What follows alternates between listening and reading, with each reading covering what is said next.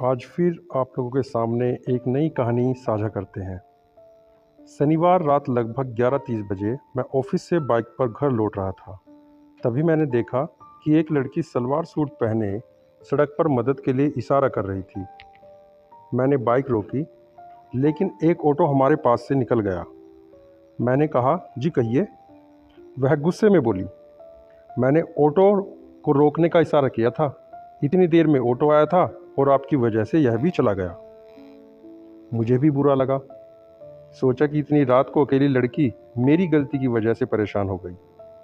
मैंने तुरंत माफ़ी मांगी और लिफ्ट के लिए पूछा, लेकिन उसने साफ मना कर दिया। मैंने फिर कहा, रात काफ़ी हो चुकी है और आप अकेली हैं। मगर वह गुस्से में थी और कुछ सुनने को तैयार नहीं थी। मैंने सोचा कि चला जाऊं, लेकिन फिर मन में आया कि अगर कुछ गलत हो गया तो मुझे इसका दोषी माना जाएगा। मैंने कहा, ठीक है, जब तक आपको ऑटो नहीं मिलता मैं यहीं खड़ा रहूँगा, क्योंकि गलती मेरी है। वह कुछ नहीं बोली। आधा घंटा और बीत गया। अब समय रात के 12 बजे के पार हो गया। मैंने फिर से लिफ्ट देने की पेशकश की और कहा, अब तक आधा सफ़र तय कर लिया होता। यहाँ खड़े रहने से कोई फ़ायदा नहीं है। लेकिन उसने अनसुना कर दिया। मैं उलझन में था। उसे अकेले छोड़ने का मन नहीं कर रहा था। मेरे मन में बेचैनी थी कि कहीं कुछ गलत न हो जाए। फिर सोचा कि जब मेरे मन में इतनी घबराहट है तो वह तो एक लड़की है और मैं उसके लिए अजनबी हूँ। कैसे मुझ पर विश्वास करेगी? अचानक मुझे एक उपाय सूझा। मैंने कहा, देखो, मेरे घर में तुम्हारे जैसी एक छोटी बहन है और तुम भी वैसी ही हो। मेरी मानो, यहाँ इतनी रात को अकेले रहना ठीक नहीं है। प्लीज़ मेरे साथ बाइक पर चलो, जहाँ तक तुम्हें अच्छा लगे।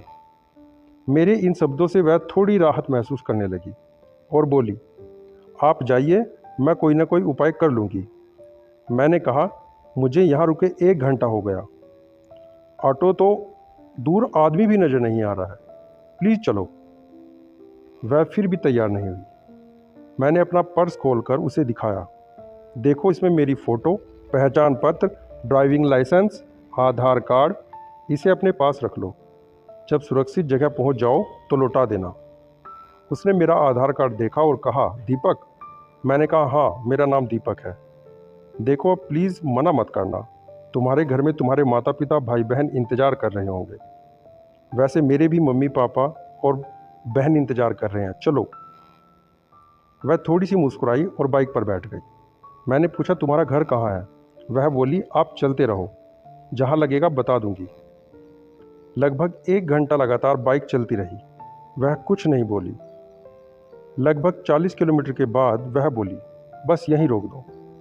और तुरंत एक सड़क से कॉलोनी की ओर जाने वाले रास्ते पर दौड़ पड़ी। कुछ ही मिनटों में वह मेरी आंखों से ओझल हो गई। घर पहुंचा तो 3 बज चुके थे। पापा बहुत गुस्से में थे। मम्मी और बहन भी जाग रहे थे। यकीनन वे चिंतित थे और गुस्सा भी। बिना कुछ बताए मैं चुपचाप अपने कमरे में चला गया। अगले दिन रविवार था। आराम से सो रहा था। अचानक 11 बजे छोटी बहन ने आकर झकझोरा, भैया उठो, कोई लड़की आई है। उसके मम्मी पापा भी हैं। क्या कोई लफड़ा कर दिया क्या?